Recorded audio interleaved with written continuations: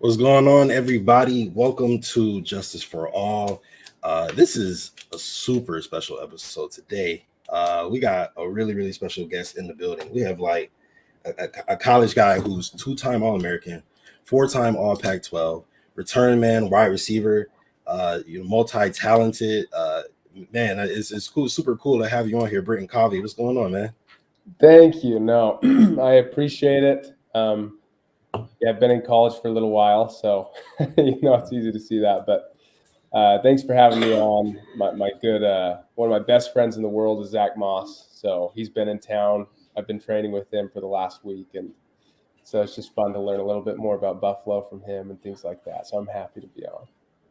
Okay, all right. We I think Zach Moss is a beloved member, of the Buffalo Bills, and Yeah. the entire city loves him. What are some of the things he says about Buffalo, and kind of made you interested in getting to know a little bit more about the Mafia? Yeah, well, it's exactly kind of what you were telling me earlier. He says that a lot of people will claim a fan base to be, die hard, but the Bills, it truly is. He says it's just a giant college town. Everybody knows who you are. Everybody supports it. Everybody loves it.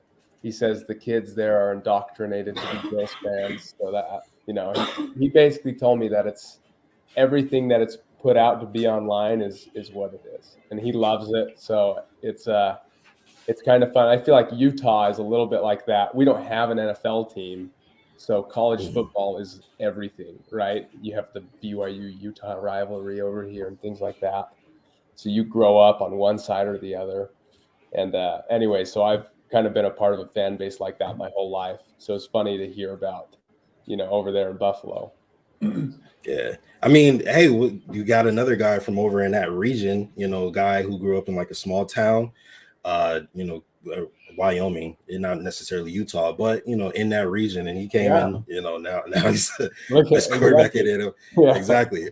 Hey, so a part of your, say wanting to interest in playing with the Buffalo Bills is Josh Allen a big part of that? Oh, absolutely. I think anybody sees Josh Allen as a receiver, you're jealous of a guy, the receivers that get to play with him. I always tell Zach Moss, actually, so Utah is a very run-heavy offense, and so I had to block for Zach all the time. And now I laugh at him because he's the one that's not getting to run the ball. He's got to do pass pro most of the time. So but as a receiver, man, to play with someone like Josh, and just the different checks that he makes at the line of scrimmage, I feel like they give him so much freedom in the offense. It's pretty impressive that he's able to do what he does. I feel like a lot is asked of him, but it kind of seems like he likes that. He likes the control of the offense. So it's really enticing as a receiver. And then obviously just seeing Cole Beasley, who's been one of my favorite players for a long time, and just always loved the way he plays the game and tried to model mine after him a little bit. So I know, he's left, but just watching him was always fun for me. Okay, so you feel like you fit a Cole Beasley type of role? Yeah, I think we're pretty similar. Obviously, in terms of size, I'm not the biggest guy. That's a given, right? But just from the slot, his ability to, especially on third downs, and with how spread out you guys are on the field, his ability to, read defenses and to break off man routes is really impressive. And I think that Josh will thrive with great slot receivers because slots are always off the ball, right? You can't get hands on them. That's why Cooper Kupp was so effective. That Cooper Kupp's bigger than people think, but they put him in the slot because he's off the ball, and these DBs can't press him. And so I know that, me as a smaller guy, I understand what my role would be in the NFL. I like to think of myself as self-aware. I'm sure every player thinks of themselves as self-aware, but I know I'm not going to be a on the outside, over the top kind of guy. But I do feel like I've got a unique skill set, especially when it comes to these third down packages, goal line packages, that is really difficult to guard. When you've got a guy like Diggs on the outside commanding all the attention, then you're going to have to bring a backer over to guard the slot or a nickel. It's really challenging for defenses if that person is also a threat. Yeah, 100%. That's a lot of where Cole Beasley made his bread and butter, Josh's first 2 years, was that Right. goal line third down type of thing, where he could sit in the zone or just beat his man off the line and get those yards and make those plays. So I mean, Right. Cole is no longer here, so we definitely need someone to fill that Yeah, slot. well, that and then I I can't think quite you're remember. muted. Did he return punts at all while he was I think you're there? muted.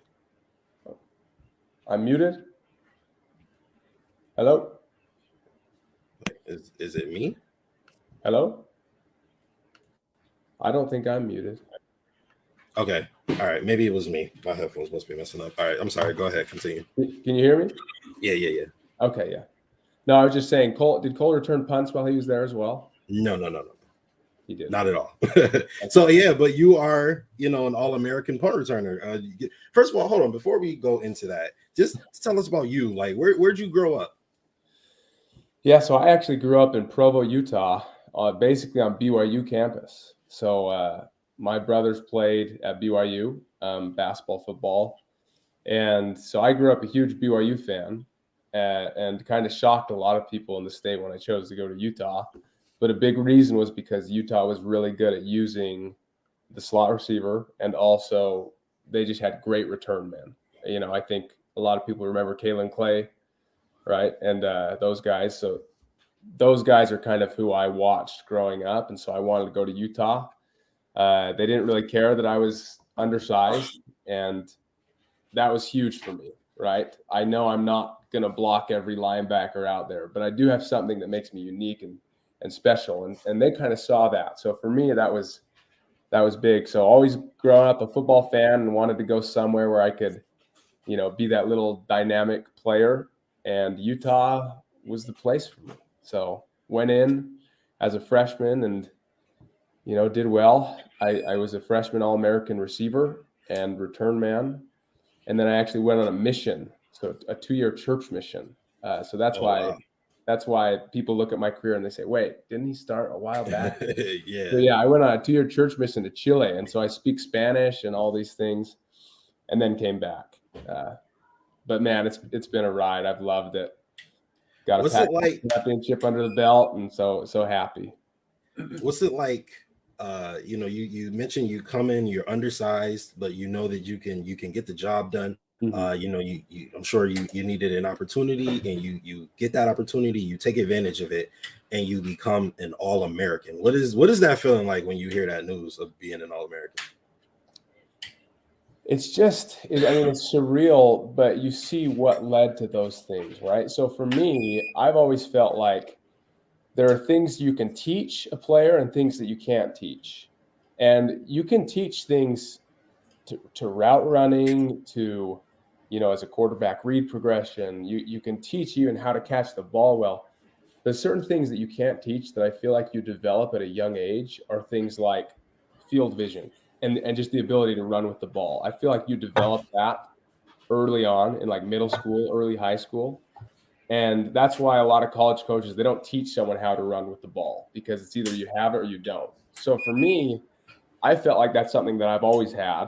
And so that's what made me unique. Now when I came into college, I had to hone in on other skills, catch 100% of punts, just be so sure-handed, be so sure in the offense, right? We could run so many different option routes because mentally I was there. And then when I get the ball in my hands, that's what you can't teach, right? That's just the instinctual part. And so the All-American thing for me, which is a combination of, okay, I had some unique gifts. Now I just had to add on the things that would get you on the field, right? And so I played quarterback in high school, believe it or not. And I feel like that's always helped me as a player, right? I feel like Is it the IQ thing where you can like read defenses and things like that? Right, exactly. So that's what's always, some of the best slot receivers played quarterback at some point in their lives. And it's because Julian Edelman did, right? exactly. Yep. Yeah. As a slot, you're reading so many different things. And if you understand what the quarterback's read progression is based on the coverage, you're the quarterback's best friend. He can rely on you, especially that's why the third down is such an important thing. But I feel like I've always kind of seen the game as a quarterback, and that's brought me a lot of success in those areas. I was our backup quarterback for a couple of games during COVID year, but I never got in there, sadly.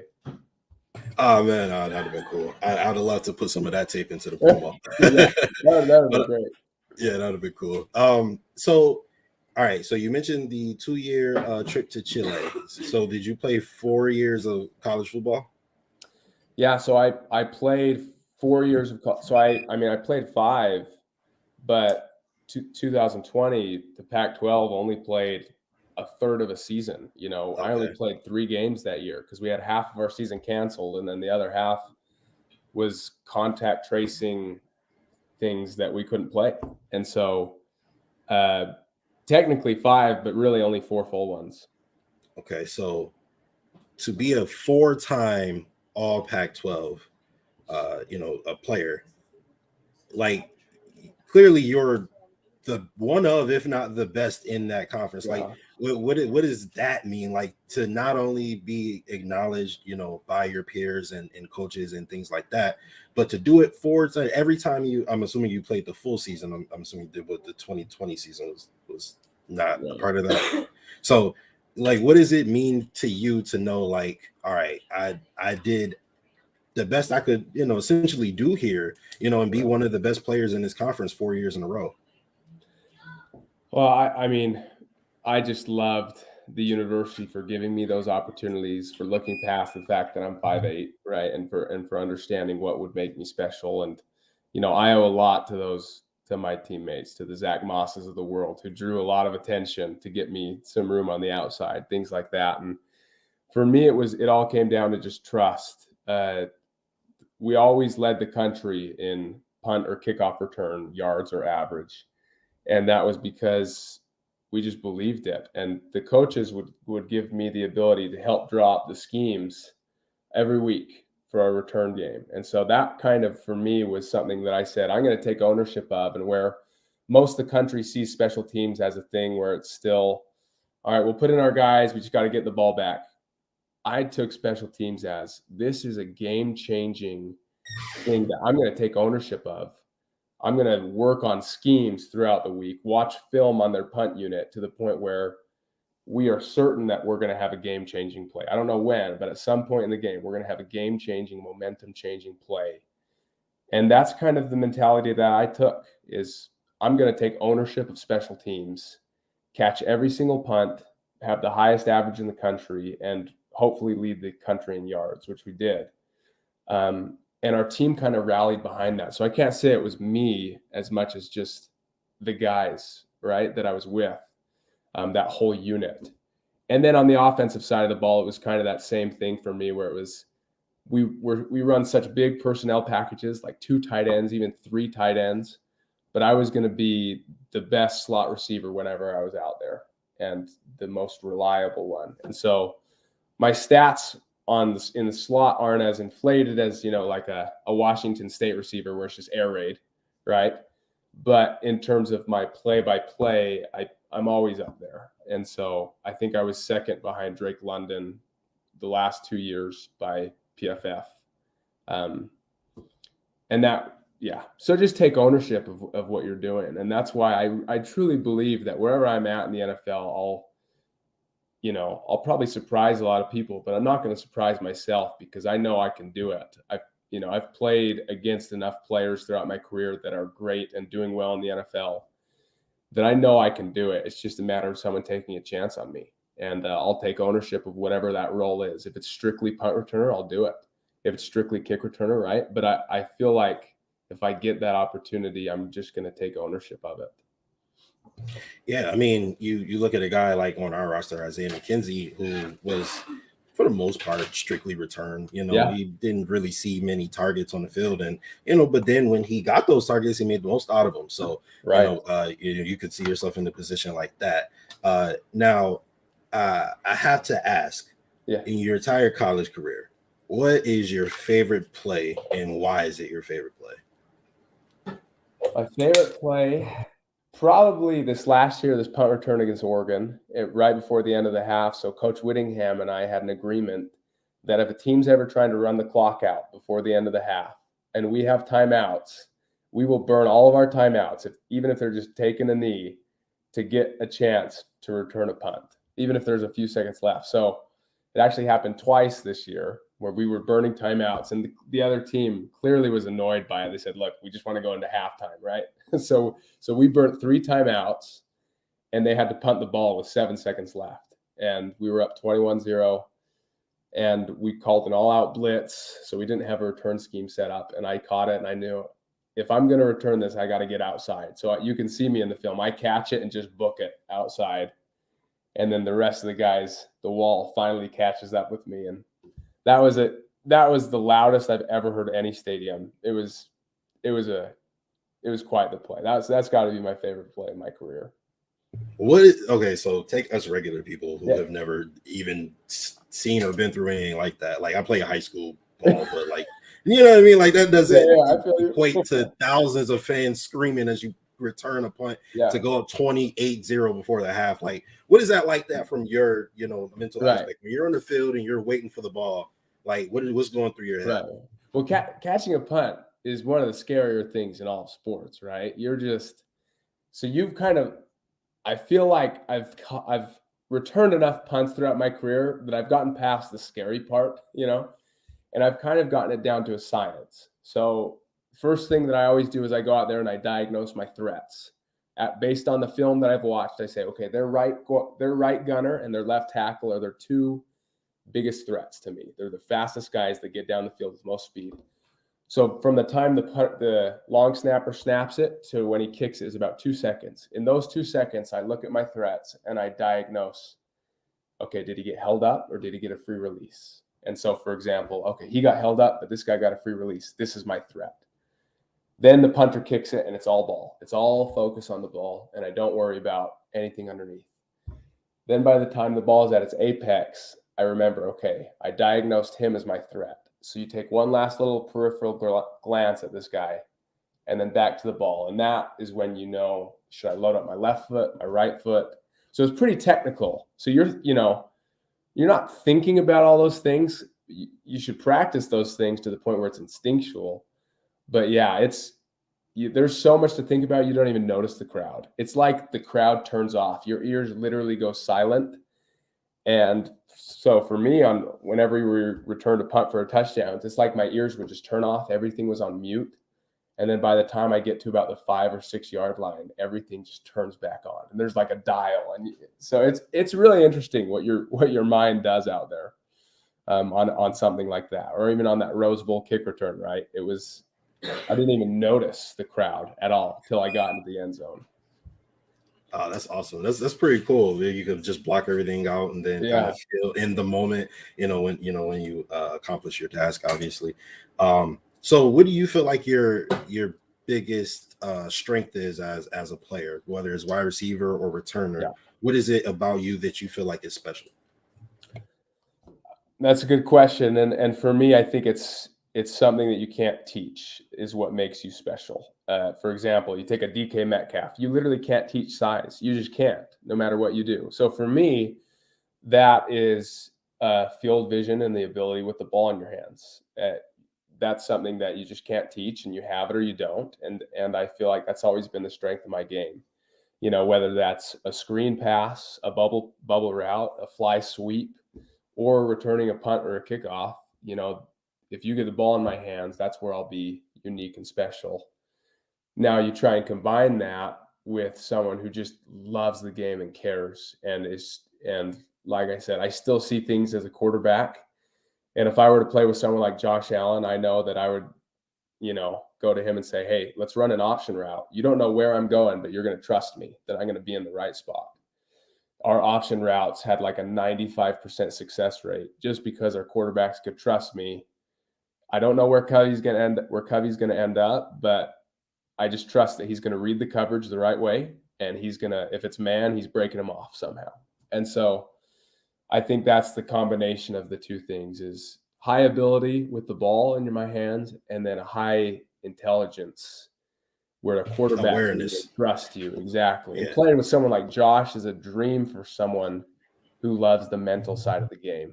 Just the different things you can do. And an option route is a risky play, but not if you've got a quarterback and receiver who both see it the same way.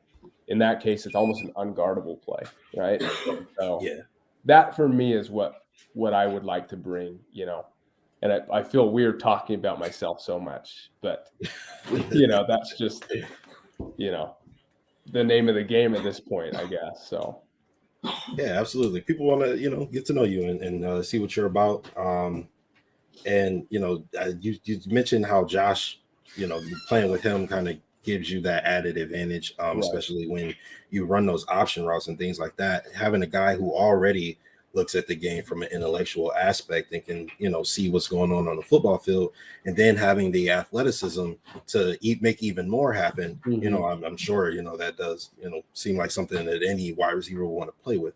How did you fall in love with the game of football specifically? Like what is it about football that's just like I had like, you know what I mean? Yeah. It's older brothers, man. We used to go in the backyard and I was playing against older brothers, getting tackled, full tackle football, right? Me and my older brothers who were 4-6 years older than me. So watching them is also what kind of gave me, like I said, running with the ball is an ability that you develop really young. And so I watched them play. I mean, my brother was unbelievable quarterback. And watching him run with the ball is kind of what gave that to me. And then just that kind of competitiveness. I feel like, I have, what do they call it? Little man syndrome or something. I have a little bit of that. You got to have it if you're, I'm 5'8", 175 about, and Everybody needs a chip. Everybody needs a chip. Everybody needs some chip, and that's kind of been mine. So I got some little man in me who's pretty feisty. My wife is taller than me. As you can see, it's a source of pride for me, right? My kids will play basketball, let's say. But yeah, I just love the competitiveness of football. And I love the fact that I can go out there and play pretty much the same position as DK Metcalf. And you couldn't think of two more different body types, right?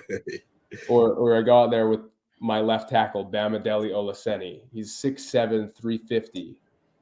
So he's literally two of me, and yet we're both on the field at the same time. I just love that about football. It's the best sport out there. So one thing I noticed when I was, watching all your highlights and going through and things like that, you are wide open, like so much of the time. Like what is it about you that you can just get? Is it the ability to read defenses and make the right decision? Is that how you got so wide open so many years? Yeah, I'd say two reasons. The first is a lot of those routes are option routes, whether they're option routes at about 5 yards or 10 to 15 yard middle read routes, where it's just the quarterback is trusting me to read, middle open, middle close, safety, cover 3, cover 4, whatever that is. He's trusting me to be in the right spot. And that's why you're so open, is because it's an unguardable route. You basically do whatever the defense can't guard. So that's probably one. But then the other one is whenever someone sees someone like me in the slot, they just assume that if they get their hands on me, that it's over. And so they're so over aggressive and they over pursue. And the key is just to use people's lack of discipline against them. People see someone like me in the slot and they think, okay, all you got to do is press them, get up on the line.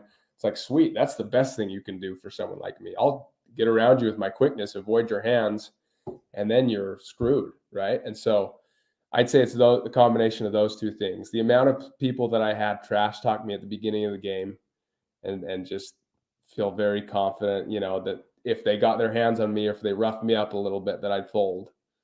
That was my little man syndrome kicking in, right?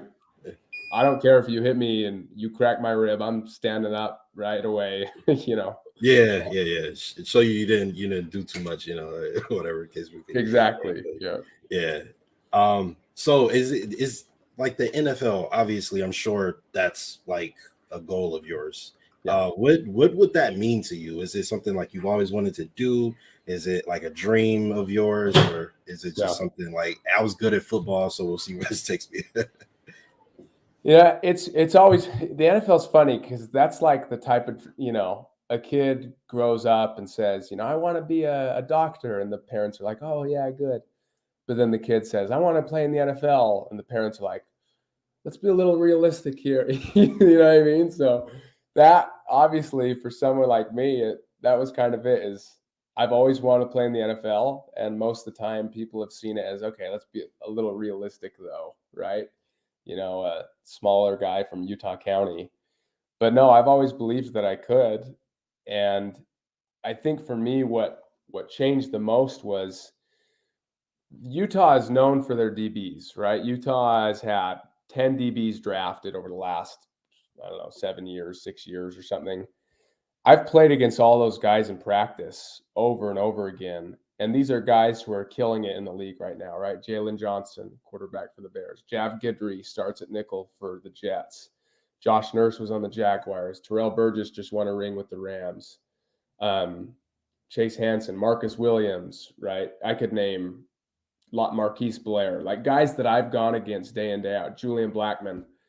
And I can compete with them. I always have. And these guys are doing really well in the NFL. And so I've always seen it and said, I can do that. I watched someone like Cole Beasley, and he's going against the same players that I played against in college, some of the same players that I played against at Washington or at USC. And I've cooked them too. And so I've always felt that I can do it. And that's, like I said, I feel weird talking about myself like that, but that's how I think, right? That's what I genuinely feel. Honestly, if you're not going to think you're better than the guy across from you, then why are you doing this? Then why are you playing? Exactly. Yeah. So you're good, man. I think that's what people want to hear. I don't think anybody thinks that's a red flag or anything. So you're all good, man. So how much do you know about Buffalo?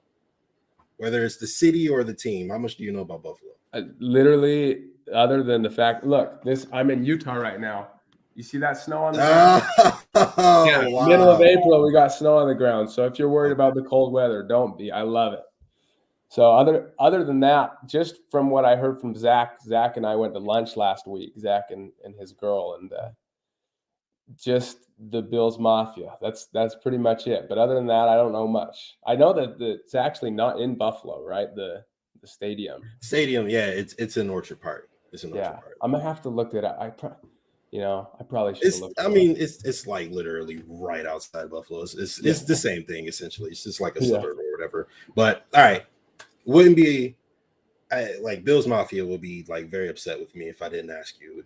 Are you a fan of chicken and wings? I'm sorry, pizza and wings. Pizza. I was like chicken and wings. Like, absolutely, and you can't go boneless. So I don't know if that's a thing there. No. Bone in is the only way to go here.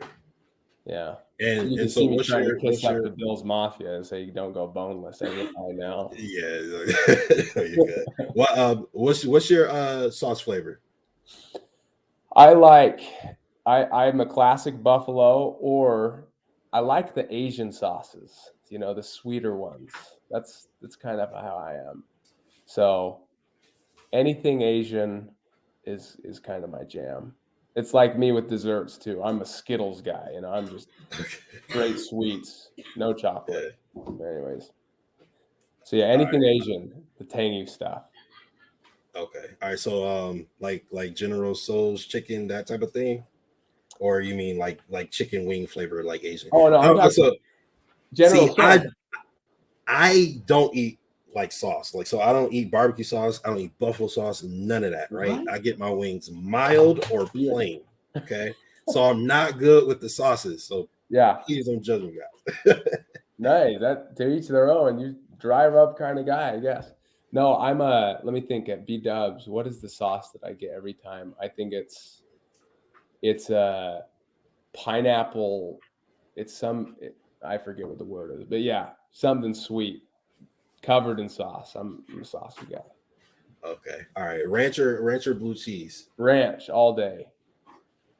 Okay. My wife will tell you blue cheese, but definitely. See, your wife. I'm pretty sure that like people make fun of like people who like ranch here.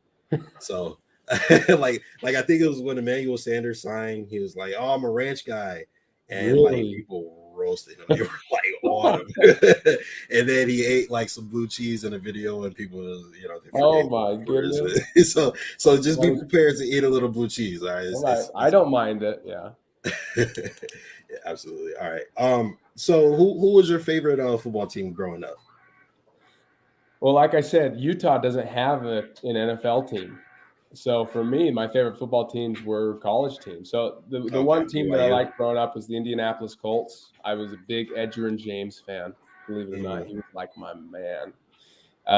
Loved Edgerrin James, but then I was just a big BYU fan.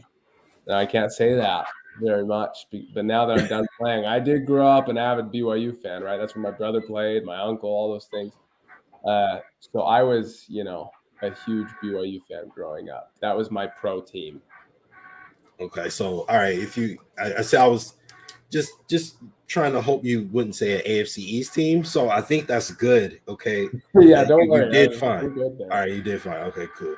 What do you think about the Buffalo Bills as they are currently constructed? Mhm. Just the football team overall. When you look at the Buffalo Bills, what do you think about the from the GM down to the depth pieces on the roster? Right. Well, I think it's great. And in talking with Zach last week, I mean, you guys are so close. It's really a matter of a coin flip in essence. You guys have the depth, the ability. Uh, I think it's going to come down to in long term understanding. Okay, how QB reliant do we want to be? Because Josh is definitely capable of it. He really is, but it's a matter of is that sustainable? For everything. And you have another 30-mile-per-hour wind game or whatever it is, and so. Being QB reliant is a blessing and a curse. In a way, it's like a great 3-point shooting team in the NBA, right? So I'm a big Utah Jazz fan.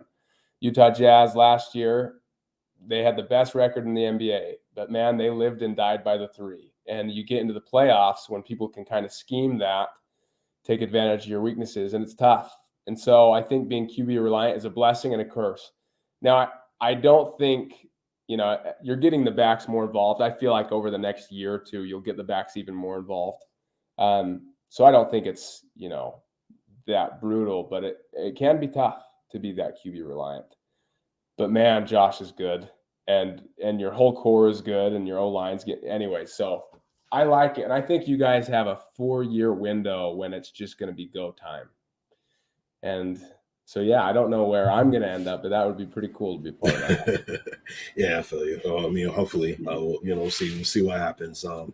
But excuse me, I think to your point, we are extremely QB reliant. I don't think people realize that Josh Allen has the highest usage rate in the NFL. He has like 78% of the team's total touchdowns and like 80% of the team's total yards.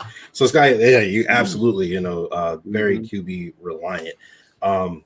So how do you think you would kind of help to change that a bit? How do you think you would help to make them less QB reliant? Yeah. Well, one thing for me is as a slot, an underrated thing is the RPO, right? So a lot of times, and this was always funny to me, people would be worried about my blocking ability, right? Can he block a linebacker? Can he get in there? I mean, I have no problem trying, but I'm also, like I said, I try to be self-aware. I'm probably not the best blocker of linebackers out there. Let's be honest. But when you have an RPO with a slot who's dangerous with the ball in his hands on little bubble routes, on little tunnel screens, on quick slant routes, on jerk, whatever that is, that you widen the box. You take a defender with you at all times because you're always at risk of, all right, it's a run play called, but I'm just going to throw it out there to Covey 1 yard past the line of scrimmage and he'll get 10 yards out of it. Our RPO game was deadly at Utah. And the reason why we were so successful running the ball was because they had to respect me enough. They had to pull a backer out of the box at all times. And so that helps the quarterback a lot of times read the box. If you can call RPOs because you have someone who's dangerous with the ball in his hands, you widen the box, makes everything a clearer picture for the quarterback, and you can run the ball more. So I think, that's a very kind of niche thing that, in my mind, a great receiver with the ball brings. Because he just widens the box, he gets people out of it, gives a clear picture for the quarterback, and you can run the ball more. I mean, yeah, absolutely. Like you spoke about how you would fit a Cole Beasley role, and that was what Josh and Cole did all the time. It was, pull the ball out of the belly and right there over the middle. Cole, Right. is either wide open or Josh puts it through a window, and Right. typically those plays are beautiful. I love RPOs. But let me ask you, because Josh is a flamethrower. He throws the ball really hard, right? So have you ever dealt with a quarterback who like throws extremely hard, and then like obviously it's cold weather, but you deal with cold weather in Utah, so Exactly. Yeah. is that a problem, or like have you ever dealt with that before, like Right. Well, extremely cold weather, definitely no. I've played in cold weather my whole life growing up here, right? So I've played in blizzards, played at Colorado and Boulder multiple times in blizzards. So I love that. So I played with Tyler Huntley was my quarterback for a few years. Tyler's a great player, and he throws a different type of ball than Josh does, but he can still zip it in there pretty well. People don't give on the Ravens, right? compare Tyler to Lamar Jackson, and he is, but he's more of a pocket guy than Lamar. He can sling it in there, and so The kid who was backup to Lamar last year, right? Yep. Mm-hmm. He's pretty good. No, he's the real deal, yeah. Yeah. And then so for the last few months, so Zach Wilson, he's in town, and so I live down right by BYU campus, like I said. So I've been catching from Zach Wilson when he goes to train over at BYU, and just to get used to catching from, like you said, a guy with NFL arm strength. Now, someone like Josh who can throw it 90 yards on his knees, I don't know about that one, but I've caught from guys, throughout my career. Yeah. So when you go to the NFL, I know you mentioned how you would be cool with essentially playing wherever they want you to play. What would you ideally want to do? Would you ideally want to be straight up slot receiver, or do both return and receiver, or what would you want to do? Well, if I could separate it into two parts of a career, for me, I try to match my ideal with what I think is realistic, and that is you take ownership of the return spot, punt returns especially, because kick returns kind of a dying breed. You'll get one per game maybe, and I can do that, but take ownership of the return spot and be a situational guy in the slot. Be a third down guy. I mean, you guys are spread so wide all the time, so that's like a dream, but definitely a situational guy. If they're double teaming Diggs or whatever it is, it's like you need a guy in the slot who, when they're putting a backer on, you just say, we're not going to let you do that. We're not going to fly with that, right? And so take ownership of the return spots, be top third in the league as a return man, and then be a great situational player, whether it's a tunnel screen or a bubble screen, or you want to take me deep because they're putting a linebacker on me or whatever it is. And then hopefully later on in my career, prove enough where it's like, no, I can be a full-time starter in the slot. That's what a lot of comps that NFL teams that I'm interviewing with right now give me is Danny Amendola.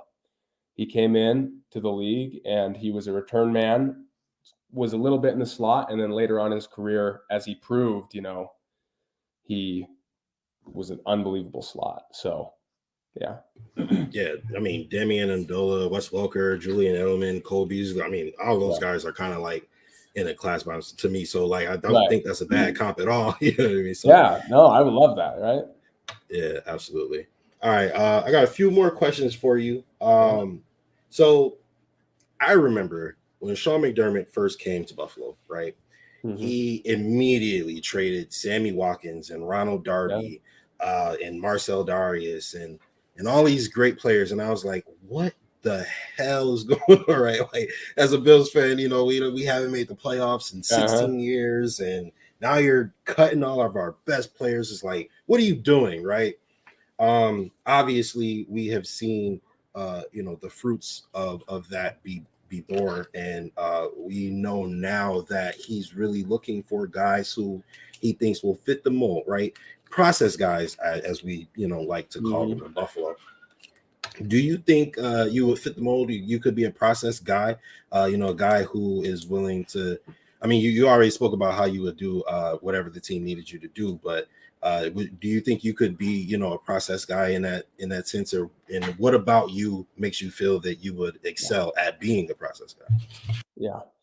Well, I think, kind of what I talked about earlier, of taking ownership of your role, that gets a lot of respect from your teammates and from the coaches and things like that. Uh, so it's all about self-awareness in my mind and understanding what your role is, taking complete ownership of that. And then your circle of influence broadens, right? As you take ownership of that, then you get more ownership, and then you get more role and more options and opportunity. I've been a team captain 3 times at Utah. I love, like I said, I feel kind of weird talking about myself, but that's part of it, is I just love the team. I've always loved the team game of football. And there's something about an undersized, quote unquote, guy coming in and working extremely hard and taking big hits and popping right up and just doing whatever's asked of him. And I think it inspires people. And so for me, yeah, definitely a process guy, whatever that is. Well, I mean, I know what that is, but whatever they ask, Yeah. Do that to a T. Yeah, absolutely. Because I didn't even know how to phrase the question, but you got what I was trying to say, Yeah, no, and I get what you're trying to say. Absolutely. Yeah. You kind of remind me a lot of Josh Allen. I'm not gonna lie to you, bro. You do. Yeah. You remind me a lot of Josh Allen. It's just like the things you say, kind of being, people kind of counting you out, and you just saying like, give me an opportunity. I'll bet you I'll go out there and show you something. Yeah, you know what I mean? sure. Like that's definitely, how Josh came off as well. All right. So final question for you is, how much does winning mean to you? How much of you playing this? I know you said you're very competitive, but like, what does winning mean to you at the NFL level? Yeah. For me, winning's always been so I had the chance to go to the NFL draft last year. Probably would have been the smarter decision to make, right? This is what everyone was telling me was, you'll be a mid to late round pick, and this draft class is a lot smaller because of COVID, and you'll for sure get opportunities.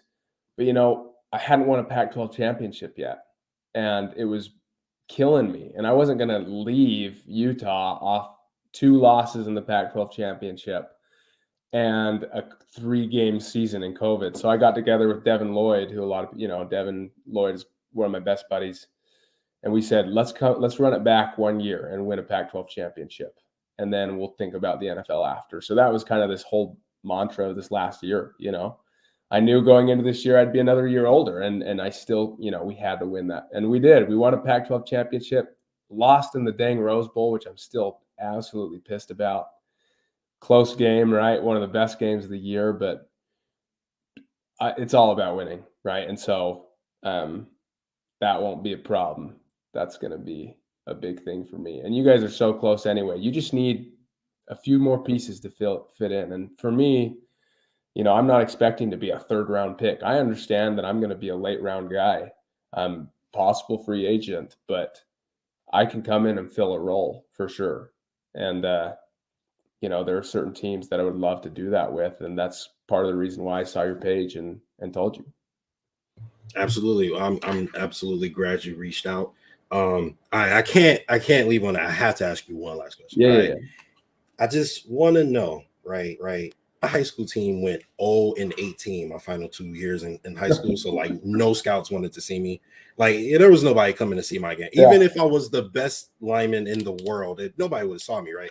So please, what for a guy you wanted to run it back and win the Pac-12 championship, and then to be playing, you said you lost the previous 2 Pac-12 championships, to be playing in the Pac-12 championship that final time, knowing this is the last opportunity, right?